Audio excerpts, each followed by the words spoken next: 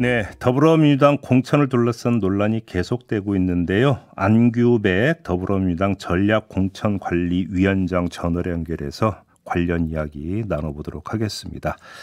나와 계시죠? 네, 반갑습니다. 안규백입니다. 네, 안녕하세요, 위원장님. 네, 일단 네. 우리 애청자 여러분들의 이해를 돕기 위해서 일단 사실관계 잠깐만 확인하고 이제 질문 드릴게요. 네, 그러시죠. 이 전략공천 같은 경우 어느 지역구를 전략공천 지역으로 할 것인지는 공천관리위원회가 결정을 해서 전략공천관리위원회로 넘기는 게 맞는 거죠. 여러 가지 방법이 있습니다. 네.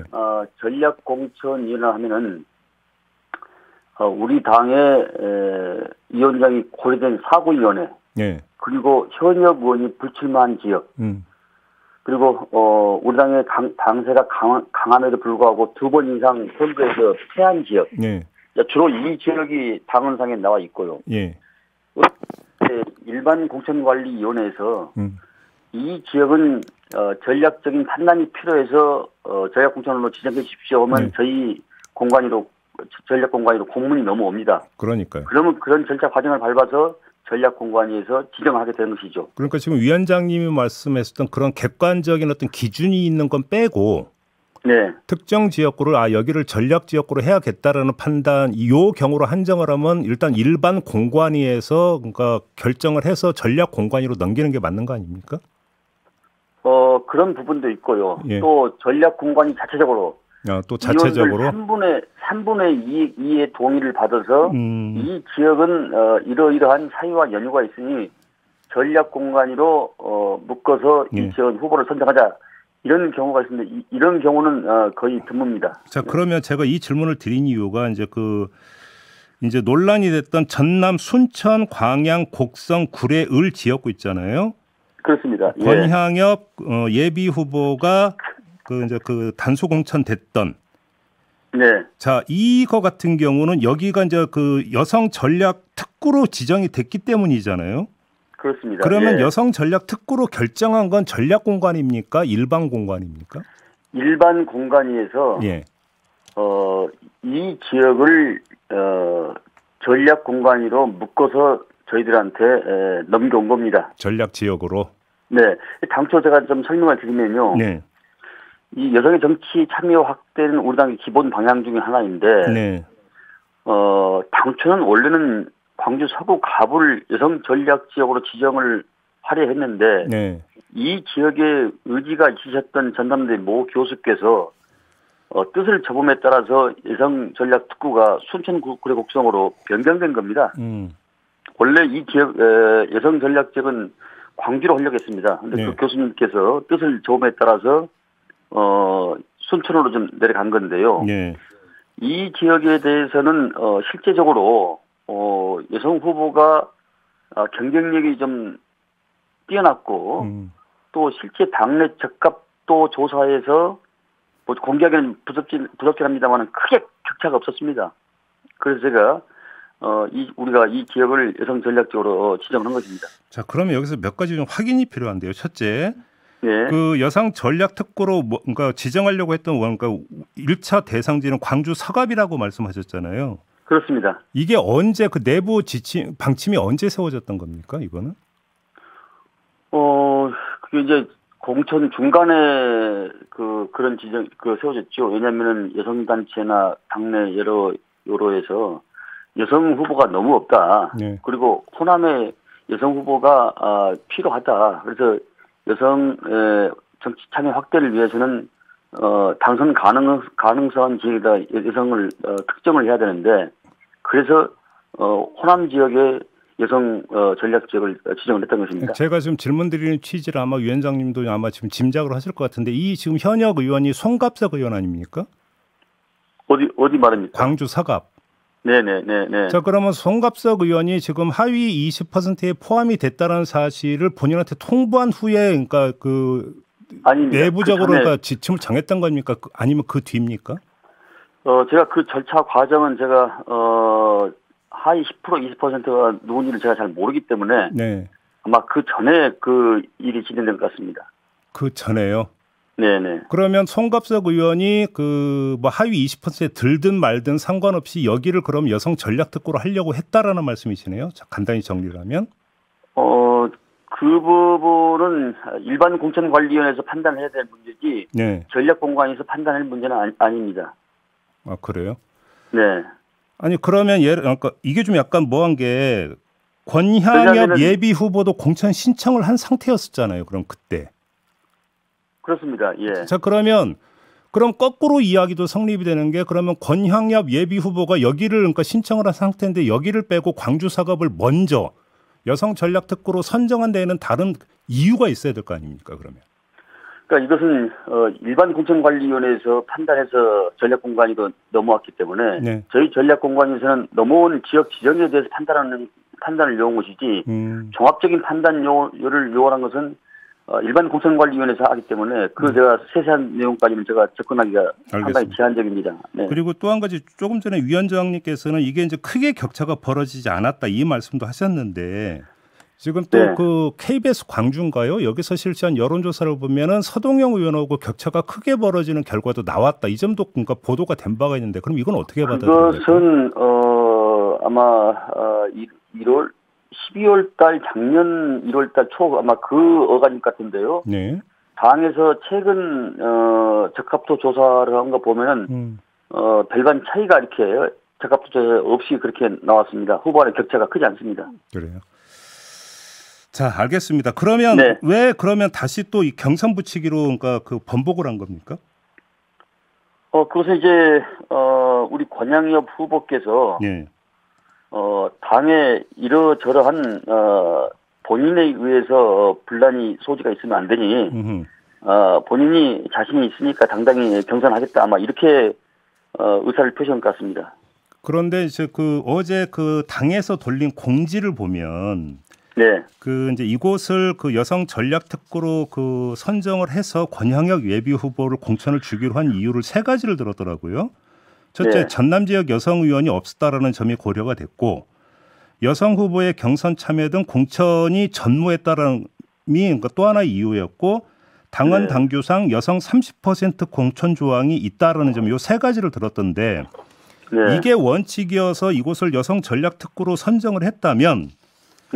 권향엽 예비 후보를 공천한 그 결정을 그대로 밀어붙였어야 되는 게 맞는 거 아닌가요?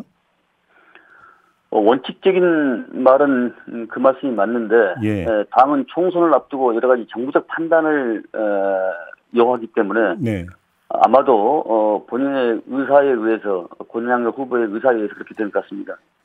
그래요? 네. 관련해서 뭔가 요걸 좀 마무리 삼을게요. 여성 전략 특구라는 게 그러면 권역별로 내지 시도별로 하나씩 있는 겁니까? 어떻게 되는 겁니까? 그렇지는 않습니다. 당선이 유력한 지역, 당선이 가능한 지역에 여성 특구를 전략적으로 지정하는 것이지 당선이 힘들거나 또 험지 이런 경우를 여성 전략적으로 정하지는 아니합니다. 그래서 불가피하게 호남 지역을 당선이 유력한 지역을 여성 전략적으로 지정한 것 같습니다. 알겠습니다. 이 문제는 아무튼 그러면 정리하면 그러니까 사천 논란이 불거졌는데 사천은 절대 아니다. 이런 취지의 말씀으로 이해를 하면 되는 걸까요? 제가 그 내용을 좀 파악해 봤는데요.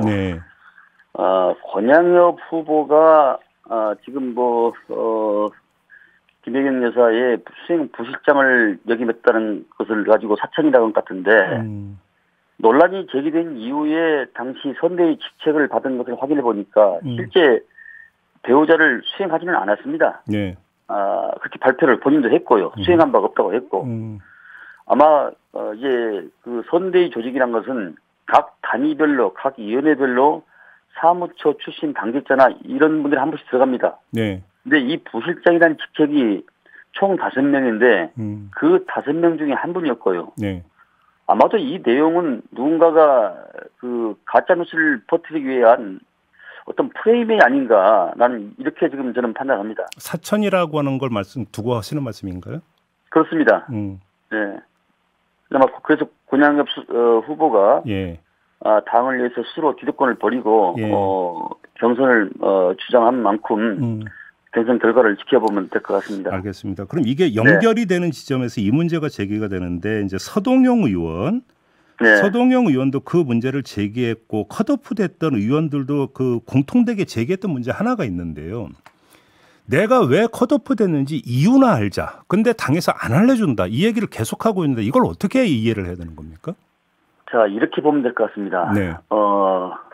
우리가 상대 후보와 싸워야 되고 또 상대 당이 있는데 우리 당 후보의 그 내밀한 속살까지 다 미주알 고주알 일거수를 그걸 다 까발리거나 다 알리면은 정말 선거에 굉장히 그 치명적인 결과가 도래하거든요. 네, 그건 그럴 수 있죠. 공천 심사를 보면은 엄청난 많은 투소와 이 여러 가지가 들어옵니다. 근데 그걸 다 우리의 후보들의 경쟁력, 본선 경쟁력을 위해서는 그걸 말할 수는 없는 겁니다. 그러니까 바로 그 지점인데요. 아니, 그러니까 그건 당사 집중에서 불명예죠. 당이 그걸 공개를 한다면. 근데 제가 드리는 질문은 그러니까 대외적으로 왜 공개를 안 하느냐라는 질문이 아니라 최소한 당사자에게는 설명을 해줘야 되는 거 아니냐. 이 취지의 질문이거든요. 그러니까 여러 가지를 보는 것이죠. 후보의 그러니까 저희들이 적합도 조사를 하고 각종 여론조사를 하고 또 당무 감사를 하고 또 후보들을 그 실사를 하고 그럽니다. 실사 가면은 저희 사무처나 또 시도당에서 실사를 나가면은 그 당원 조사 또 각 정보기관의 첩보 수집 또 여러 가지 그 수십 가지를 놓고 그 자료가 올라오면은 그걸 보고서 근거로 판단하기 때문에 그것을 후보들한테 말해준다는 상당히 이제 제한적인 내용이 많이 있습니다. 근데 그건 다 백데이터라 자료를 가지고 있는 겁니다. 그걸 보고서 판단한 겁니다. 그러면 최소한 후보가 그러니까 그 당사자가 요청을 하면 열람이라도 할 수 있게는 좀 해줘야 되는 거 아닐까요? 그건 이번을 계기로 아마 그런 것도 아마 고려해봐야 되지 않을까 그렇게 생각을 합니다. 알겠습니다. 지금 그 하남갑에 추미애 전 법무장관이 전략공천이 됐잖아요. 근데 지금 예비 후보들과 당원들이 그 문제 제기를 하고 있다는 보도가 나오고 있는데 이건 어떻게 파악하고 계십니까, 위원장님? 그 하남갑에 대해서는 제가 좀 상당히 좀 그 마음이 좀 아픈데요. 그 예비 후보들을 생각하면 개인적으로 좀 안타깝습니다. 이 경우는 지극히 특수한 경우입니다. 그래서 후보들께서 저는 선당 후사의 마음으로 함께 해줬으면 좋겠다 이런 말씀을 제가 드립니다. 지극히 특수한 경우라고 말씀하시는데 이게 무슨 뜻입니까? 그러니까 지극히 특수한 경우를 제외하고는 이미 결정된 내용을 번복하기는 상당히 어렵다 그런 얘기입니다. 이게 지금 하남 후보들을 바꿔주라 기존 후보들이 이렇게 지금 얘기가 나오고 있는 내용 아닙니까?